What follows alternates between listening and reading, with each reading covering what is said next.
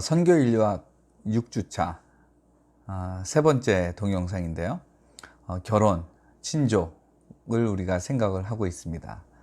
세 번째 이 동영상에서는 두 가지 주제에 대해서 우리가 좀 생각해 보고자 합니다. 첫 번째는 그 가족입니다. 우리 한국 사람들은 우리가 가족주의, 우리가 가족 중심적이다 라고 생각을 합니다. 우리가 참 가족을 사랑하고요, 부모님을 공경하고 자녀를 사랑하고, 아주 가족 중심적이다 라고 생각을 합니다. 틀린 말 아닙니다. 우리가 정말 가족을 소중하게 여기는 거 맞습니다. 그런데요, 여기서 우리 하나 더 생각을 해볼 거 있는 것은, 과연 우리 한국 사람이 다른 문화의 사람들보다도 가족 사랑이 특심한가? 한국 사람만큼 가족을 사랑하는 민족은 이 세상에 없는가? 라고 하는 것입니다. 어떻게 생각하세요? 일본 사람도 가족 사랑하고, 인도 사람도 가족 사랑하고, 미국 사람도 가족 사랑하지만 우리 한국 사람만큼 가족을 사랑하지는 않는다라고 생각을 하십니까? 이걸 별로 그렇게 생각을 안 해봤을 수도 있습니다. 한번 좀 생각을 해보기 바랍니다. 제가 여러 문화의 사람들을 만나면서 느끼는 것은, 우리 한국 사람들 가족을 사랑합니다. 근데 다른 나라 사람들보다 더 우리가 가족을 사랑하는 건 아닌 것 같다라고 하는 생각입니다. 우리 학교에 와 있는 외국인 학생 중에요, 이제 유학을 온 거죠. 입학 허가도 받았습니다. 근데 제가 그 현지에 갔을 때 마침 이 사람을 만났어요. 근데 이 사람의 그 질문 중에 하나가 뭐였냐면, 이 학생의 질문 중에 하나가 뭐였냐면, 자기 부인이 임신을 해서 5월 중순인가 하여튼 그때 이제 아기를 낳게 되는데, 혹시 공부하다가 중간에 아기 나올 때 잠깐 집에 나왔다 갈 수 있느냐? 라고 하는 것입니다. 저는 좀 생각지 못했던 질문이라 알아듣는데 좀 시간이 걸렸습니다. 도대체 왜 이런 질문을 하는 것이지? 하여튼 나름대로 설명을 했어요. 나름대로 설명을 했는데, 우리는 이제 나라에 와야 되잖아요, 공부하기 위해서. 근데 오기 전에도 어느 정도까지 고민을 했냐 하면, 나 안 갈까? 한 1년 정도는 연기할까? 이런 고민을 하다가 정말 마지막에 나 공부하러 가야겠다 생각해가지고 이제 우리나라에 온 겁니다. 잘 공부하고 있습니다, 지금요. 근데 제가 처음엔 그거를 제대로 못 봤었어요. 그러다가 든 생각이, 우리나라 남편 중에 몇 명이나 자기 아내가 아기 낳는 것 때문에 학업을 좀 미룰 생각을 할까 생각을 해보니까, 이 사람 참 가족 사랑이 크구나, 이런 생각이 들었습니다. 자, 우리 한국 사람들이 그 가족에 대한 생각은 가족 중심적이고요, 심지어 가족주의라고 말할 수 있지 않을까 싶어요. 물론 아시아 사람들, 아프리카 사람들이 좀 더 가족 중심적이고 가족주의적입니다.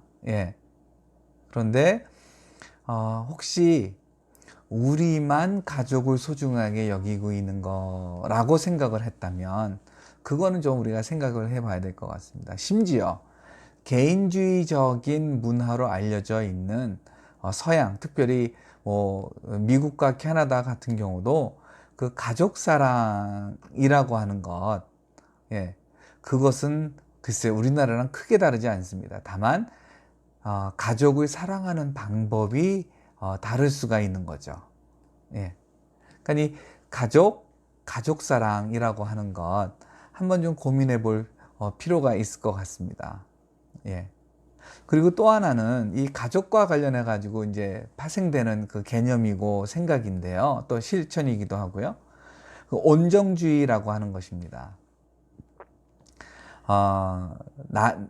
내가 아버지 같은 마음으로, 내가 형 같은 마음으로 다른 사람을 자식처럼 여기면서, 내지는 동생처럼 여기면서 돌봐주고 도와주고 잘 되기를 바라는 것. 뭐 조금도 틀린 거 없어 보이죠? 근데 이것을 온정주의라고 부릅니다. 예. 이것은 그러니까 그 사건 하나만 딱 잘라서 볼 때는 뭐 그다지 좀 문제가 돼 보이는 요소는 없습니다. 그런데 이거를 전체적인 걸 본다면 좀 우리가 재고해야 될 것들이 좀 있습니다. 일단 그 기본적인 전제는 뭐냐 하면 나는 있고 너는 없고, 예. 나는 능력이 있고 나는 뭘 가지고 있고 너는 가지지 못했고 라고 하는 것입니다. 그러니까 나는 주는 존재, 너는 받는 존재. 나는 성숙한 존재, 너는 미성숙한 존재. 나는 도움을 줄 수 있는 존재, 너는 도움을 받아야 할 존재. 뭐 이런 식으로 관계가 만들어져 있습니다. 예, 뭐 그래가지고 교만하다고 말하는 게 아닙니다. 교만하거나 뭐 자만하거나 이런 거를 얘기하는 것이 아니라 우리가 그 온정주의를 할 때에 좀 그러한 것이 있습니다. 자, 그러다 보면 끊임없이 어떻게 돼요? 나는 주는 거고요. 저 사람은 받는 겁니다. 예. 그리고 내 눈에는 이 선교지의 사람들이 어떻게 보여요? 부족한 사람으로 보이는 거예요. 늘 도움이 필요한 사람으로 보이는 거예요. 예. 자, 마음 한쪽에는 빨리 성장해가지고 독립했으면 좋겠어 라고 하는 마음이 한쪽으로는 있습니다. 근데 다른 한편으로는 아직까지도 부족하네. 뭘 도와주지? 어떻게 도와줘야 되지? 라고 하는 생각을 하게 됩니다. 예. 자, 이런 관계에서는 그 동등한 그 관계가 만들어지지가 않습니다. 이런 관계에서는 이 현지 사람들이 정말로 그 독립할 수 있는 시기가 빨리 앞당겨지기보다는 미루어지고 심지어 영영 오지 않을 수도 있습니다. 예. 자, 우리 한국 교회가 아시아, 아프리카, 남미를 볼 때에, 그리고 그 지역에서 선교를 할 때에 혹시 우리가 온정주의적 시각을 가지고 있지는 않은가라고 하는 거, 예, 그거 우리 스스로를 좀 돌이켜 볼 게 필요합니다. 서양 사람들, 서양 교회 온정주의적이었습니다. 그래서 이것에 대해서 반성의 목소리가 많았습니다. 물론 요즘도 온정주의적 사고와 온정주의적 언행을 하는 서구 선교사들이 있습니다. 예. 자, 그런데 우리는 어떻습니까?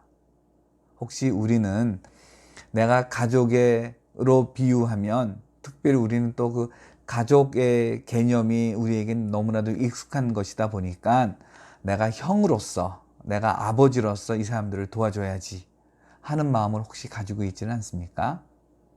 근데 아버지가, 형이 어떻게 자식과 동생과 진정한 의미의 친구가 될 수 있겠습니까?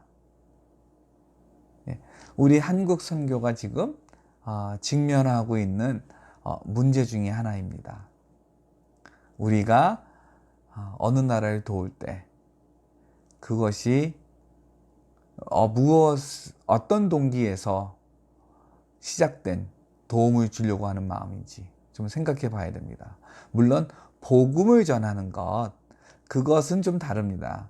이것은 뭐 복음의 형으로서 복음의 동생에게 주는 것은 아니고요. 먼저 복음을 안 사람으로서 의무로서 주는 거죠. 그렇죠? 근데 이 복음 전도 활동과 함께 이루어지는 여러 가지 활동 속에서 과연 우리는 있는 나라의 사람으로 없는 나라 사람을 아버지가 아들 도와주듯이, 형이 동생 도와주듯이 하려고 하는 건 아닙니까? 혹시 그런 걸 본 적은 없습니까? 그것이 바로 온정주의입니다. 이 온정주의는요, 여러 사례에서 유익을 끼치기보단 현지인들의 성장에 걸림돌이 되었다라고 하는 것, 그것이 바로 결론입니다.